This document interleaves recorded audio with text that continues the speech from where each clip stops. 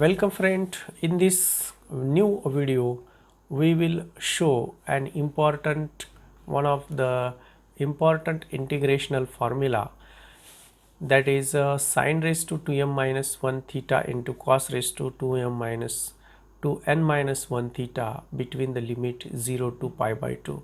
What will be the value is in terms of gamma function, and we will derive that formula in this let us remember the definition of beta function. We know that beta of m comma n equal to integration 0 to 1 x raised to m minus 1 1 minus x raised to n minus 1 into dx. In this integration, if we put x equal to sine square theta, then dx equal to 2 into sine theta into cos theta into d theta. When x equal to 0, x equal to 0, theta equal to 0.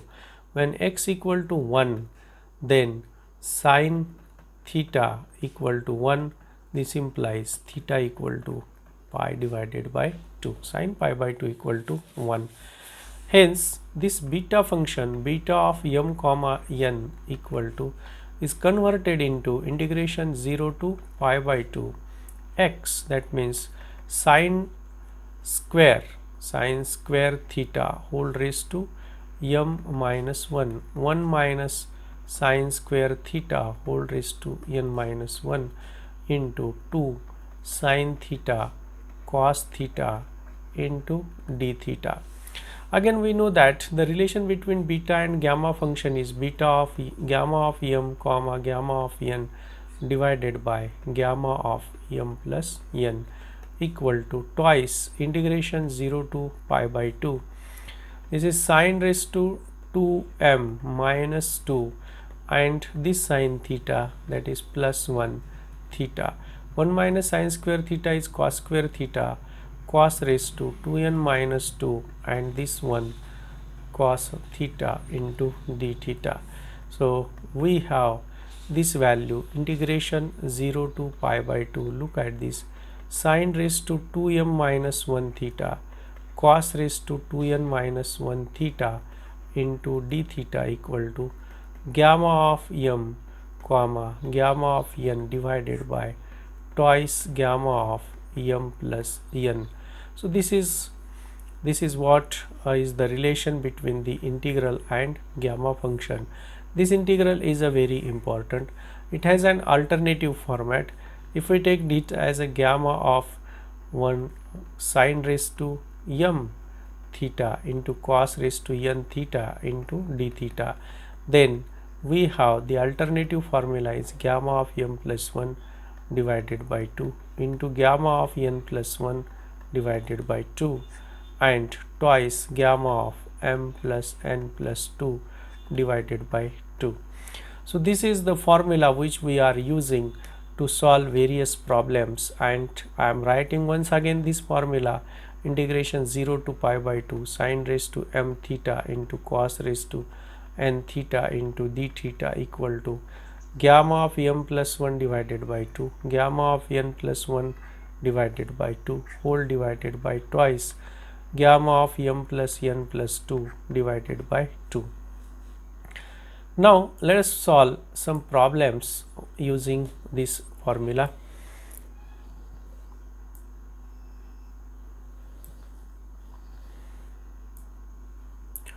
You can see that let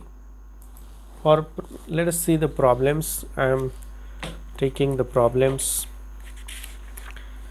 Suppose we want to evaluate integration 0 to pi by 2 into the integration of 0 to pi by 2 of sine raised to 4x into cos square x into dx. If we compare this, we have m equal to 4, n equal to 2. Then we can directly write this as gamma of 4 plus 1 divided by 2 into gamma of 2 plus 1 divided by 2 whole divided by 2 into gamma of 4 plus 2 plus 2 whole divided by 2 equal to gamma of 5 divided by 2 into gamma of 3 divided by 2 whole divided by 2 into gamma of 4 divided by here 8 divided by 2, that is gamma of 4. Okay, now we apply that gamma of n plus 1 is equal to n into gamma of n, and gamma of n plus 1 equal to n factorial, these two important formulas.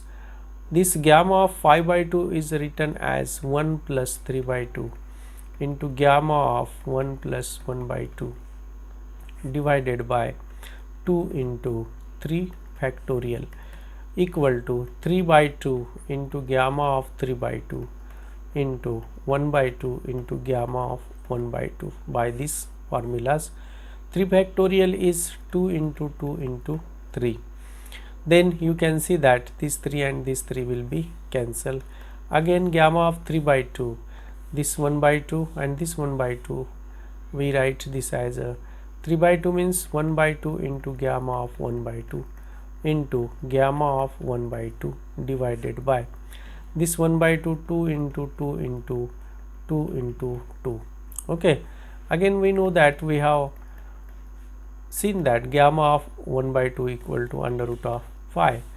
Hence this is under root of pi into under root of pi divided by 2. This 2 into 2 into 2 into, that is 2 raised to 5. 2 raised to 5 is a 32. So we have pi divided by 32. This is the value of this integration. Hence you can see that by using this formula how easily it is possible to solve various problems